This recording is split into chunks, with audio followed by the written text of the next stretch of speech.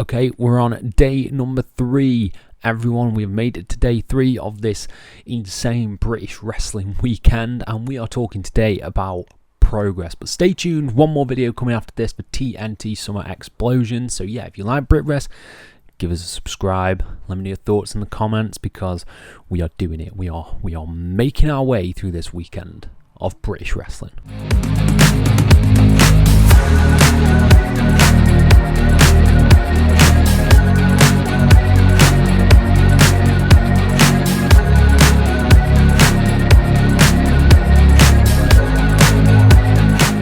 Hello and welcome to FTTR, I am Hugh McQuaid, and today we're talking about Progress Wrestling Chapter 182, Stay Humble. That's right, the show at the Electric Ballroom, which had a few big matches on it: a Women's Championship 3-way, a PROTEUS title #1 contendership match, an Atlas Championship tables match.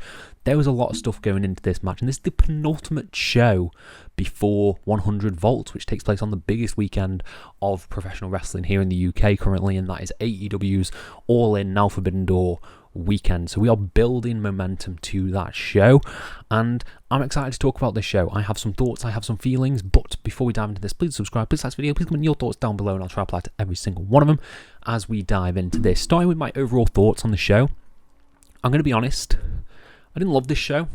I thought it was a good show. However, there were some things on the show that kind of made me sort of a little bit deflated. You know, having 2 DQ/draw finishes on the show wasn't ideal.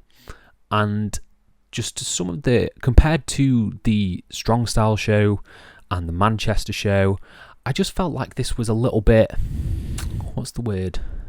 A bit, not underwhelming, because I was whelmed, but I just feel like there was a sort of maybe a little bit of a spark missing. There were some things on the show that I absolutely loved, and we'll get into those in just a little moment.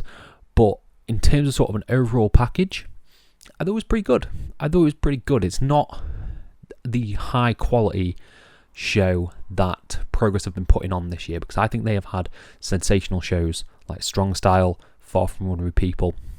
They have done banger shows this year, and yeah, I thought this was fine. But there's a lot of stuff to dive into, a lot of storyline potential, and some great matches on this show that we will dive into with my full play-by-play review, which we're going to dive into just now. I think the first 10 minutes of this broadcast was missing, so I missed Jerry Bakewell's introduction. My fight feed, caught up just as Tate Mayfairs was making his way to the ring, which was the opening match, which was Tate Mayfairs versus Adam Maxted. This match was pretty fun. I like Adam Maxted, I like Tate Mayfairs. They have good chemistry, but it didn't go particularly long. It went about 5 minutes.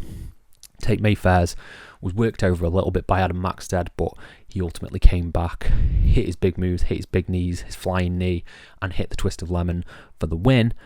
There's not too much to say about this match, really. You know, Tate was getting the crowd behind him. He was getting the sort of babyface reactions that I think we've earned from Tate. Like, he's done such a good job of transitioning into this sort of babyface role following his feud with Eddie Dennis and his feud with Luke Jacobs. So I think we're ready to cheer him. I'd like to see a big substantial story for Tate, because I feel like he has kind of dropped off a little bit following the Luke Jacobs and Eddie Dennis feuds. I think he should be in contention for something. Maybe he should be in a tag team going after Lycos Jim, potentially. Put him in there with someone who can, you know, match his potential egotistical way, or sort of like a mismatched buddy thing. Maybe he can come back together potentially with Eddie Dennis, if Eddie Dennis hasn't sort of, you know, gone off into the sunset. But yeah, I thought this match was fine. I thought this match was completely fine. Nice to see Tate, but I wanted a little bit more story, and yeah, just a bit more story for Tate Mayfairs coming out of this. I want to see what he's going to do at the big 100 Volts show, what he's going to potentially do on Bloodsport weekend, because I think Tate is one of those guys, he's world championship material. He really, really is. I think if Deriess wins, he could easily be a challenger for Deriess. If Deriess loses to, I don't know, Charlie Sterling, I think he could be a contender there. He's a world championship contender, and I really want him to be pushed towards the top of the card. So him opening the show was fine. I think the match was pretty fine, But yeah, nothing to write home about. It seems like we may get the feud prolonged as well, because Adam Maxter did hit Tate with a chair after the match, and that sort of got more sympathy as well for Tate. So we will see where that goes. I'm intrigued, but yeah, a little bit more for Tate. Then we had a previously on Progress vignette which showed the backstage interaction between Charles Crowley and Simon Miller before their Progress PROTEUS Championship #1 contendership match, Miller versus Crowley.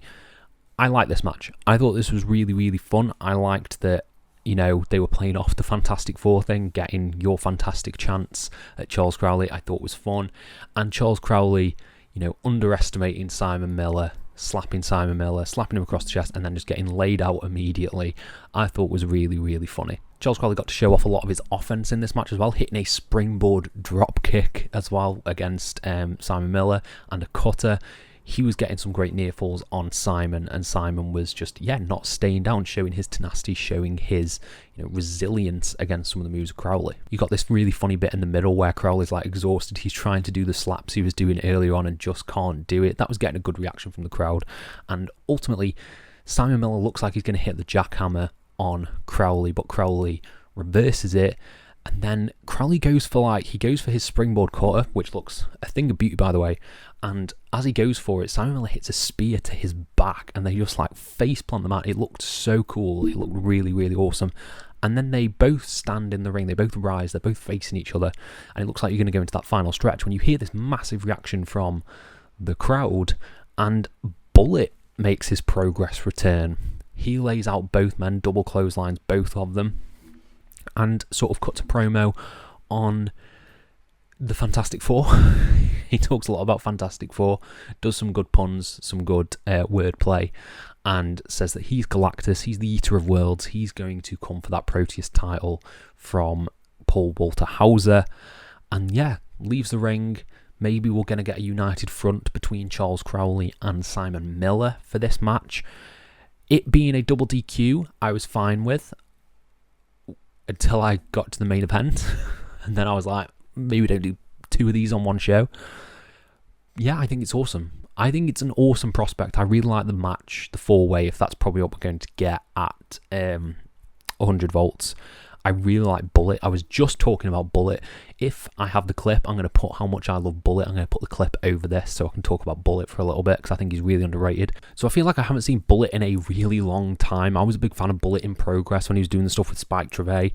I'm sad we never got to see sort of the breakup between him and Spike Trevay following losing the title. So I'm happy to see him back, because I think he's a really, really good big man. He's really quick. His Claymore that he did as well was beautiful. So yeah, I'm intrigued to see where this goes from here. And the Proteus title scene, a little bit messy, but I'm hoping out of the 4 of them, I'm hoping on 100 volts it ends up on Bullet, because I think Bullet could do something really interesting with it, and maybe be like a belt collector if he wants to play into the comic book stuff, being the Thanos, collecting the Infinity Stones, getting that, then getting the Atlas title. I think Bullet is someone you could build a title scene around, because he's that good. He's really damn good. So yeah, iffy finish, but I'm intrigued by the prospect. Then for the Progress Atlas Championship, we have Axel Tischer defending against Mike DiVecchio. This was an unexpected win. Right off the bat, I'm going to say that Mike D won the Progress Atlas Championship. I don't think anyone in that building was expecting him to, certainly because of the rumours and reports that he has potentially signed with WWE. But this was a fun tables match. I think it's tables matches, like submission matches and like last man standing matches to an extent. I think they are difficult to do, because if you're doing a tables match, there's sometimes a lot of, holding on, not getting pushed into things. Whereas here, there wasn't too much of that. Instead, they sort of played it with the table being slanted in the corner, and you didn't get prolonged stretches of trying to throw someone onto a table. Instead, it was more sort of Irish whip, brief stall, and then back to the action. So I think they managed that really, really well and told a more fast-paced tables match. You've got Mike D in there, so of course it's going to be fast-paced, because the guy, he moves so quick. And he was hitting Hurricane Ranas, springboard DDTs, everything on Axel Tischer to put him away. Then you got to closing sequences of the match where Axel Tish has set up 2 tables next to each other, and these are British tables, you know, these are like thick. You can see how thick they are. They are thick with 2 C's, and they're on the top rope.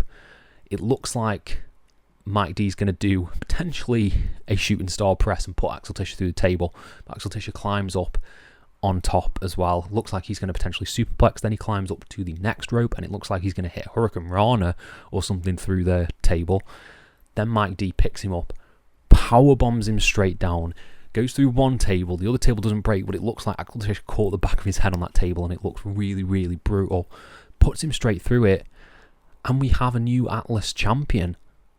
Yeah, Mike D. I think that's class, especially if Mike D is going to be sticking around more, because I've liked Axel Tischer's run, but I think the Atlas Championship is something that has been missing from some of the Progress shows. So I'm hoping that Mike D is a consistent face in Progress, and I hope he's defending the title sort of more regularly. I'm here for this. I've liked Axel Tischer. I think he's been a great champion, but I think we were ready for a bit of a change, and Mike D being the one, you know, he can put him in there with Bullet or Charlie Sterling or another big man that I can't think of off the top of my head, someone big. You're going to get magic. You're going to get absolute magic out of them. And I thought that this was a really fun, really well structured, really well thought out tables match, because they made a stipulation that I don't usually like, which is tables matches, and they made it interesting. So props to Mike and Axel, because yeah, it was a really fun match, really entertaining tables match. Okay, then we got match of the night for me. You know, if you watch my Progress reviews, you're probably getting sick of me banging on about Cara Noir, but Cara Noir is like top 3 favourite wrestlers for me. I don't think he's had a bad match this year. I genuinely don't. I think every match he's had has been absolutely killer, either killer or match of the year contender. So him going up against Charlie Sterling, I thought was a very, very interesting choice, because I think Charlie Sterling is one of the more underrated people on British wrestling and in Progress wrestling. I think he's super underrated. I love the Smoking Aces. I love what they were doing with Dominatus Regnum, and I loved their most recent title run as well.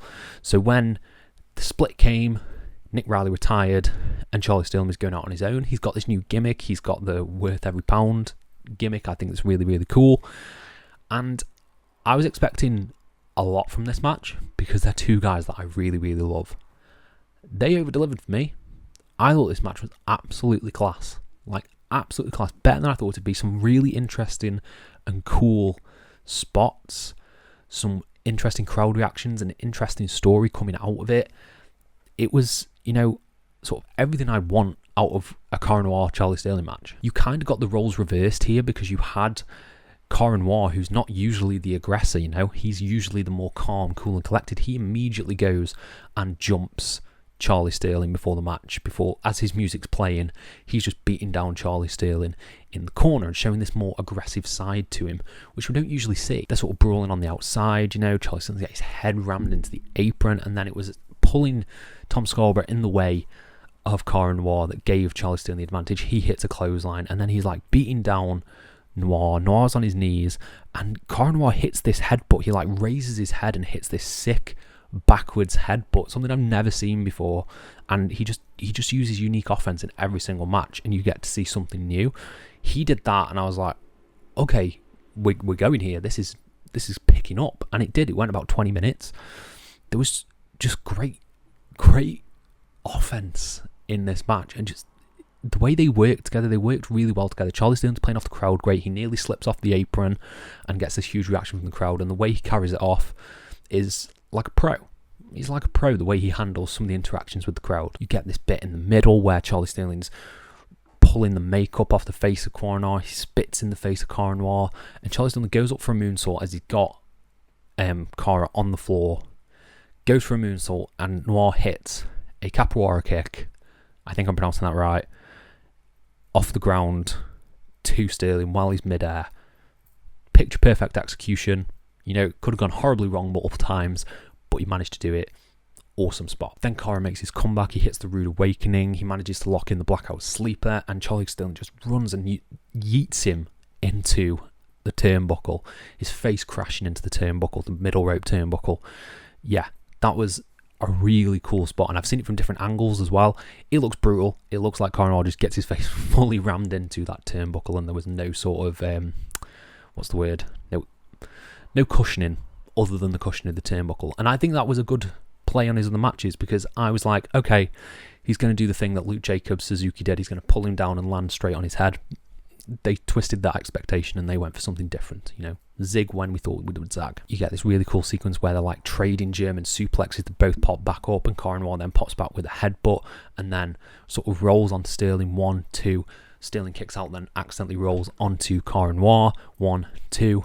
Then Charlie Sterling goes in, hits a sit-out powerbomb for a near fall, hits a brainbuster for a near fall, hits a splash for a near fall, just doing so much damage to Coron Wall. And that is when something switches. Something changes in Sterling, and he starts targeting the foot. He's targeting the foot of Coron Wall. He wraps it in the ring post. He stomps on it and just starts targeting that injured body part of Coron Wall. Then it looks like Coron Wall's just got back to his feet. He manages to lock in the blackout sleeper again, wraps his hands around the neck. Then he gets lawn darted again into the turnbuckle.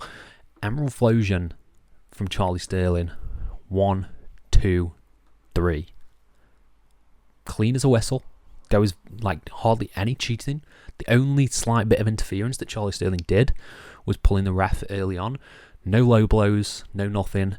Clean as a whistle, pins Coron Wall, and to the shocked face of Charlie Sterling, he is also shook, because I don't think he thought he was going to win this.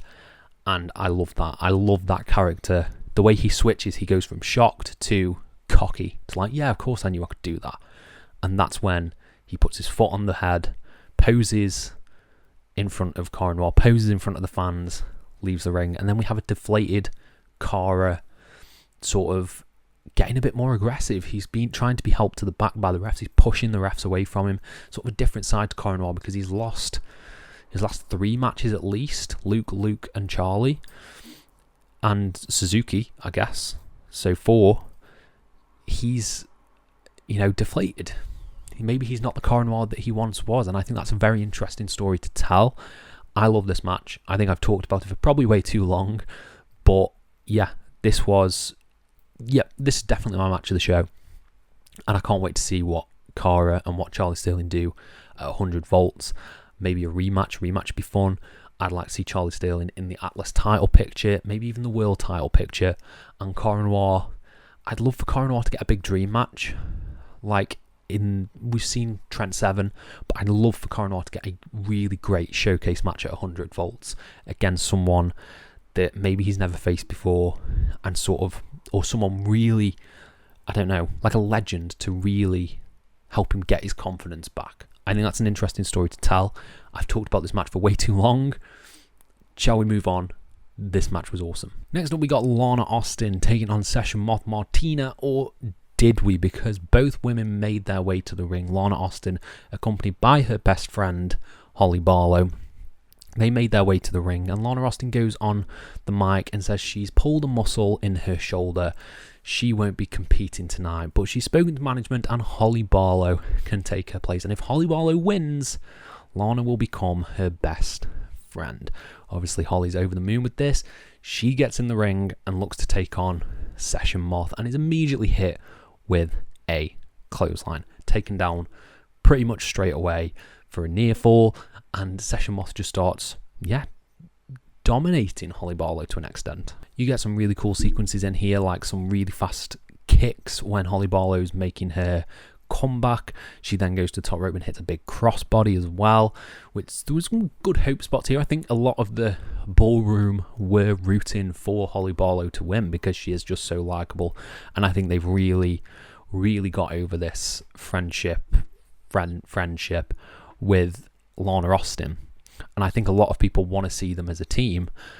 But Session Moth, as Lana Austin is slightly distracting Holly Barlow on the outside, Session Moth hits a lung blower for the 1, 2, 3, picks up the win, and looks like they're not going to be friends. There's a brief interaction in the ring between the two, and then Lana Austin makes her way to the back without Holly Barlow. I think that, like I said, they've done such a good job of building this friendship and building this natural connection between the two that I think a lot of people want to see it, and I don't want it to be a case of, I think this has got legs, basically. I think the Holly Barlow and the Lana Austin connection, Lallie, has got legs. You could do this for like a year, and then when the turn ultimately comes, when Lana Austin, don't show her this, when Lana Austin turns on Holly Barlow, I think that is when you will have a megastar with Holly Barlow, because Holly Barlow, I think, you know, if you continue doing this story, you've got a future Progress Women's World title holder here. I think this story has really good legs, like backstage skits. You could do so much with this that I don't want to see it end abruptly. Take your time with it, build to them becoming a unit, and then give us a long time with them. Then when the split comes, it'll be heartbreaking. So yeah, I'm here for this. I think this is probably like one of the most interesting stories going in Progress right now, and I think all the performers in it are doing such a fantastic job. The match was good with Session Moth, but the story coming out of it sadly isn't the match, it's the angle, it's the story of Lallie. So I'm here for this. It's really fun. I can't wait to see where it goes. Then we got something that you don't really see in Brit Rest much, or independent wrestling at all, and that was just a straight promo battle. Man Like Deriess versus Luke Jacobs. So Luke Jacobs is out there first. He's got Ethan Allen with him. Ethan Allen's getting Jacobs' bitch chance. Then he starts cutting a promo about all the people he's beat. Timothy Thatcher, Corin Noir, Leon Slater, and he just lists all these people, and I'm like, he's beaten a lot of people. He has beaten a lot of people. He may be unbeatable. And as he's listing them off, and as he's cutting his promo, Man Like Deriess' music hits. He comes down to the ring, and in Man Like Deriess fashion, you know, calls them pussy holes, calls them bitches, and then, you know, he makes reference to Ethan Allen. This was one of the most interesting bits about the promo to me, and that is the interaction between Ethan Allen and Luke Jacobs, because Ethan Allen's there to back up Luke, and Luke asks him to leave the ring. Ethan doesn't. He asks him again.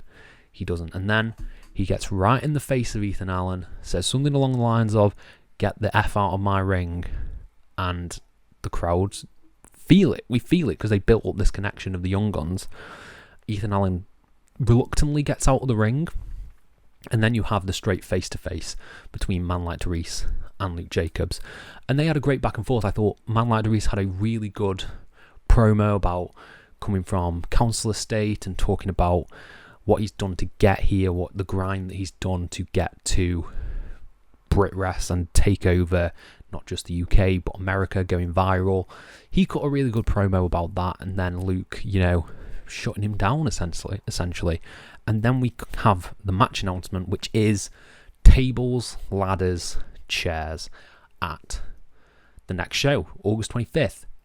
I think this is a great shout. This is a really great shout because you want to differentiate from their previous matches. As Luke Jacobs says, he's had 5 title matches against Luke in the company, and he's lost all of them. So I think adding a big stip to it, like a TLC match, makes all the sense in the world. We've just seen, well, I've not watched it yet. I've just seen, probably at the time you're watching this, I may have seen it. I have just seen Deathmatch Luke Jacobs take on Emerson Jane in TNT.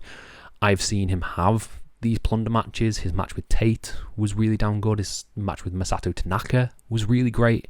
So he's had all these great matches with no disqualification steps. And I think tables, ladders and chairs is something that's going to be really cool, really fun to witness live.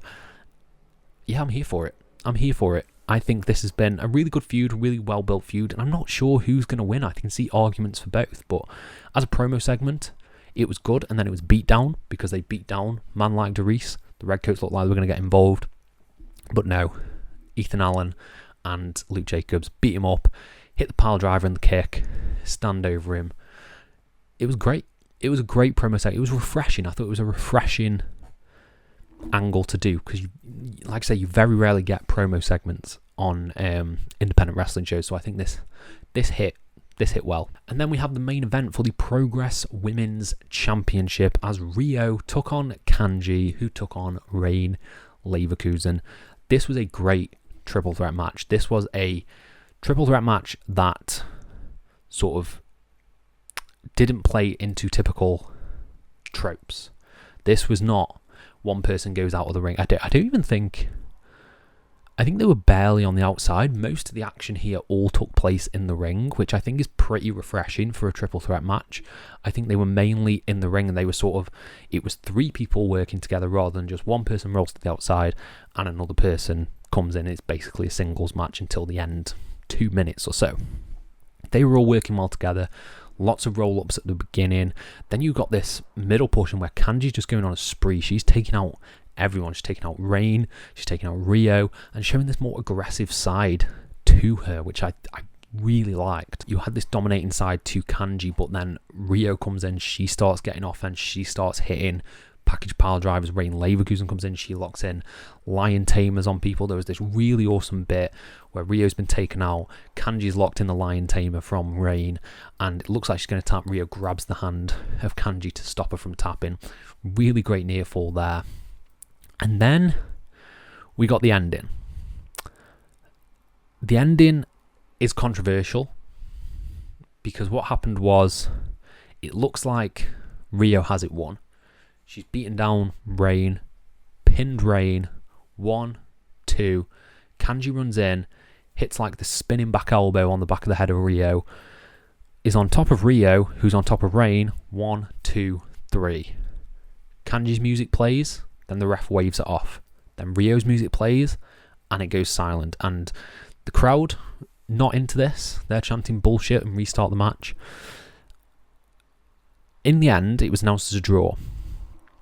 I'm going to be honest, from my understanding, how I saw it, because, you know, VAR and everything like that, I'm just one silly man with silly thoughts. I would have said this wouldn't have been a draw. I would have said that Rio should have won because she had Rain fully pinned.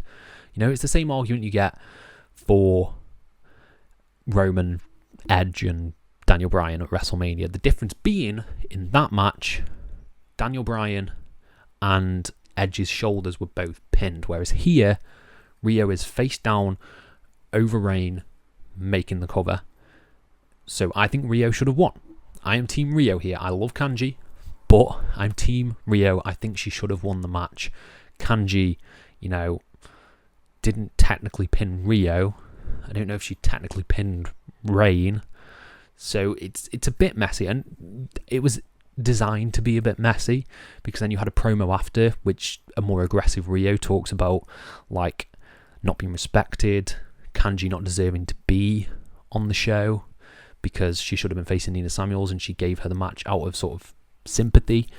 So you have a great story going into this, and they set up a match for 100 volts as well. So you have the interesting story. I just don't think it played well in the building. I didn't mind it at home. I thought it was interesting, but again, I don't think you should have done this on the same show. You had the bullet finish as well, because that's 2 screwy non-finishes on one show. You don't need 2. So my other negative about this is the fact that Rain just disappeared. I know she was pinned, but I would have liked to have seen Rain get involved in some way. Maybe she can make some kind of claim for the fact that she wasn't technically pinned because 2 people pinned her. I don't know. I would have liked to have seen Rain maybe just get some sort of showing, but she sort of disappeared, and this was just pure Kanji and Rio. So that kind of wrapped up the show. There's a big brawl between the 2 as well. They're separated. You get the Rio promo, and that is how we are sent home. We are sent home with a match set for 100 volts, Kanji versus Rio. Yeah, interesting. I think 100 volts is shaping up to be a interesting show. There's not too much sort of... It feels like when everyone says that, you know, you've got these big events coming up and you should really stack your shows. This feels like it feels like, I'm not down on the show by any means, but I feel like it's just a continuation of the stories that they are telling, rather than just, we've got the biggest audience we possibly can, let's just bring in a load of people. It feels like they're telling consistent stories, and they are following up on those consistent stories with the matches that have been announced. So I like that. I like that it's not spectacle for the sake of spectacle. I'd like to see some surprises in there. My dream is Minoru Suzuki, but yeah, 100 volts. It's going to be an interesting one. We're going to have more matches announced. Cara Noir's match, of course. I'm sure he'll compete as well. So, yeah, there's a lot to look forward to. But as for Stay Humble, you know, I really liked it. It's not to the highs of the previous Progress shows, but as I've been talking through it, I was like, you know what, I've really enjoyed a lot of that stuff. I think the only bits that didn't really hit for me was maybe the Session Moth Martina match. Just didn't get too much time. The Tate Mayfair's had a max match. Felt a little bit throwaway for Tate. But the other stuff, you know, was really, really good. Really, really good, and a solid potential match of the year contender between Sterling and Cara Noir. So overall, I give this 3.5 out of 5. But I want to know what you guys think down in the comments below. Were you a fan? Were you not? Let me know and I'll try to apply to every single one of them. Thank you all ever so much for your support, and have a nice day.